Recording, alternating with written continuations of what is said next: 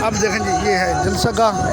इसमें कितनी दूर दूर लोग ठहरे हुए हैं।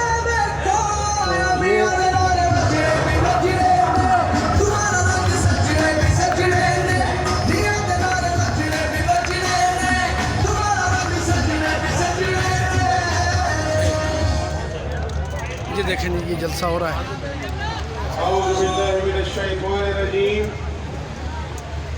बिस्मिल्लाहिर्रहमानिर्रहीम।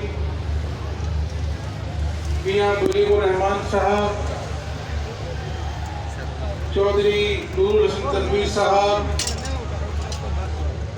काजी पीर रज़ा साहब, मलिक इकबाल चन्नड़ साहब, स्टेज के बहुत ही करीब साहब, डॉक्टर खालिद साहब, ये सामने मालिक रजा साहब, मियां रियाज हुसैन पीर रज़ा साहब, ये हमजा शहबाज साहब बयान कर रहे हैं, किताब कर रहे हैं। फरीद भट्टी साहिबा, हसीना बीबी, अदनान फरीद साहब, मेरे